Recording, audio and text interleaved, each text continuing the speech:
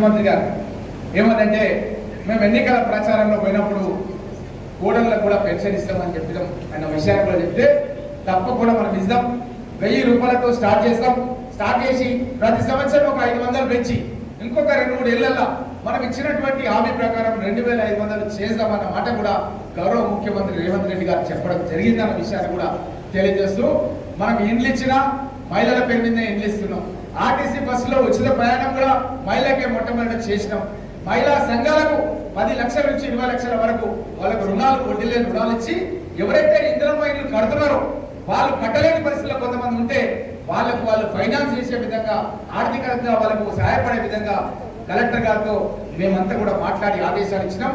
మహిళా సంఘాల ద్వారా ఇల్లు కట్టే వాళ్ళకు కూడా 1,00,000 రూపాయలు ఇచ్చే విధంగా రుణంగా కార్యక్రమం తీసుకుంటున్నాం అనే విషయాన్ని కూడా మీకు అందరు కూడా తెలియజేస్తూ, అదే విధంగా ఎవరైనా మహిళా సంఘంలో ఉండే సభ్యులను చనిపోతే కూడా అప్పుడు ఏం చేసే వాళ్ళంటే వాళ్ళ భర్త దగ్గరకు, కుటుంబ సభ్యుల దగ్గరికి వచ్చి మిగతా సంఘం నాయకులు వచ్చి పైసలు అడిగేవాళ్ళు. ఇప్పుడు ఆ సిస్టమ్ లేదు, అంతా కూడా ఇన్సూరెన్స్ చేయడం జరిగింది.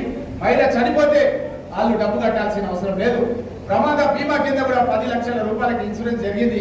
ఏమైనా ప్రమాద బీమా జరిగితే కూడా 10 లక్షల రూపాయల కుటుంబానికి వచ్చే విధంగా ప్రభుత్వం నిర్ణయం తీసుకుంది. ఇప్పుడు సుమారు ఒక 60-65 లక్షల మంది మెంబర్షిప్ ఉన్నారు. ఇంకా వచ్చే 3-4 ఏళ్లలో 1 కోటి మంది మహిళలని మనం మెంబర్షిప్ చేసి మహిళల పేరు మీద నారాయణపేట లోపల నేను మనవరు పోయినాం. అక్కడ ఒక పెట్రోల్ బంక్ కూడా మహిళా సంఘాలకు ఆల్రెడీ ఇవ్వడం జరిగింది. మహిళా సమాఖ్యలే పెట్రోల్ బంక్ అనేది నడిపించడం జరుగుతుందన్న విషయాన్ని కూడా తెలియజేస్తూ, ఇంకా కూడా పెద్ద ఎత్తున మన కలెక్టర్ గారు కూడా మెయిన్ రోడ్ల పైన ఎక్కడైనా భూములు ఉంటే పెట్రోల్ బంక్ కూడా వాళ్ళకి శాంక్షన్ ఇవ్వడానికి కృషి చేస్తున్నారన్న విషయాన్ని తెలియజేస్తూ, అదేవిధంగా మన మహిళా కాంగ్రెస్ అధ్యక్షురాలు గారి వేదికపైకి రావాల్సిన రాజు కూడా మన ఎస్సీసీఎల్ అధ్యక్షుడు కూడా వేదికపైకి రావాల్సిన కోరుతూ, ఈ విధంగా ఎన్నో కార్యక్రమాలని మన ప్రభుత్వం చేస్తున్న సందర్భం లోపల మనమందరం కూడా కొంతెత్తి మాట్లాడాల్సినటువంటి అవసరం ఉంది. ముఖ్యంగా ఏమైందంటే వాళ్ళేమో ఈ 10 ఏళ్లలో బాగా అక్రమంగా పైసలు సంపాదించారు. మన కళ్ళ ముందరే ఏం లేని వాళ్ళు కార్లలో తిరుగుతున్నారు. మన ప్రభుత్వం వచ్చింది, మనకు కూడా ఏమైనా చేయాలన్న ఆలోచన మీకు ఏదైతే ఉందో దాన్ని గౌరవ ముఖ్యమంత్రి రేవంత్ రెడ్డి గారు దాన్ని నిజం చేసే విధంగా అప్లికేషన్ తీసుకొని మీ ద్వారానే రాజీవ్ వికాసం కింద పెద్ద ఎత్తున ఆర్థిక సహాయం మనం మళ్ళా కట్టాల్సిన అవసరం లేదు. 80% సబ్సిడీగా 4 లక్షల రూపాయలు ఇస్తే దగ్గర మనకు 3,40,000 రూపాయలు ఏదైతే ఉంటుందో 20% అంటే 2,60,000 రూపాయలు మనం కట్టాల్సిన అవసరం లేదు. అది సబ్సిడీ కింద ఇస్తారు. 20% మాత్రమే మనం తిరిగి బ్యాంకుకు కిస్తుల రూపంలో కూడా చెల్లించాలి. ఇలాంటి పథకాలని మన ప్రభుత్వం నేరుగా మీకు ఇచ్చే విధంగా సిబిల్ గురించి లేదు. ప్రతిపక్షాలు సిబిల్ అడుగుతారంటున్నారు, లేదు.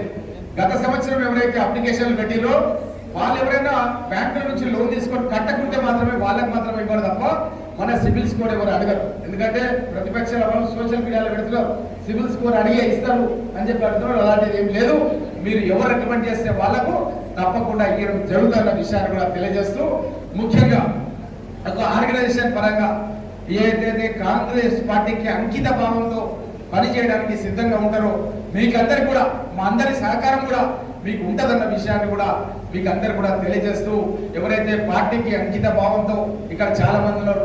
ప్రభాకర్ ఉన్నాడు, నేనే అప్పుడు మొట్టమొదట ఫిలింనగర్ క్లబ్ లో ఒక పెద్ద మీటింగ్ పెట్టి ఫిలింనగర్ క్లబ్ లోనే పార్టీ ప్రెసిడెంట్ గా డిక్లేర్ చేసిన ప్రభాకర్ ఉన్నాడా ఫిలింనగర్ క్లబ్ లో. అప్పుడు ఎందుకంటే పార్టీ అవసరం ఉంది, టైం ఉంది, చాలా మంది అడుగుతున్నారు ఏమంటే ఫిలింనగర్ క్లబ్ లో పెట్టి చేసిన అభివృద్ధి కూడా నేనే చేయడం జరిగింది. ఈ విధంగా చాలా మంది ఇక్కడ నాయకులు సర్దార్ పై నేనైతే తెలంగాణ రాష్ట్రానికి స్వాగతం అని ఒక బోర్డు వాద వచ్చినాం. అక్కడ మన కర్ణాటక బార్డర్ మీద అప్పుడు తెలంగాణ ఉద్యమ సమయం లోపల ఒక బోర్డు వాద వచ్చినాం. రమేష్ భాయ్ సాబ్ నేనైతే ఎన్నో ప్రోగ్రామ్స్ ఇక చెప్పలేము, జిల్లాలో కానీ రాష్ట్రంలో కానీ ఎన్నో ప్రోగ్రామ్స్.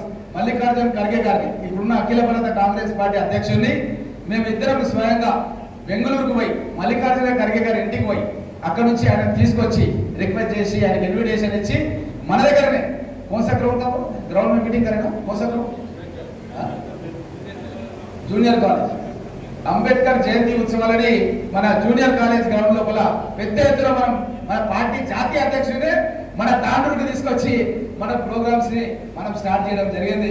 కాబట్టి మనం అన్ని విధాలు కూడా ఈ రోజు దూసుకుపోతున్న సందర్భం ఉంది.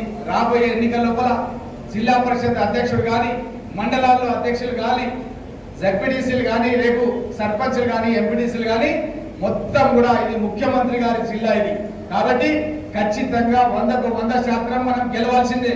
కాబట్టి కాంగ్రెస్ పార్టీకి మీరంతా కూడా అంకిత భావంతో పనిచేయండి. మేమంతా కూడా మీతో అంకిత భావంతో ఎల్లప్పుడూ ఏ కష్టం ఉన్నా ఏదున్నా మీకు అందరికీ ఎన్నికలకు ముందు చెప్పినాం. మీ ఇంట్లో అన్నలాగా తమ్ముళ్ళలాగా మీకు ఏ అవసరం ఉన్నా ఏ కష్టం ఉన్నా మేము ఎప్పుడు ఉంటామని మాట ఇచ్చినాం. ఆ మాట నమ్మి మమ్మల్ని మీరు ఇక్కడ కూర్చోబెట్టారు కాబట్టి తప్పకుండా రుణం తీసుకునే అవకాశం ఈ రోజు వచ్చింది. ఆ రుణం తీసుకునే అవకాశం వచ్చినందుకు తప్పకుండా మీ అభివృద్ధికి కృషి చేస్తామన్న మాట మీకు అందరు కూడా తెలియజేస్తూ, అదే విధంగా ఈ రోజు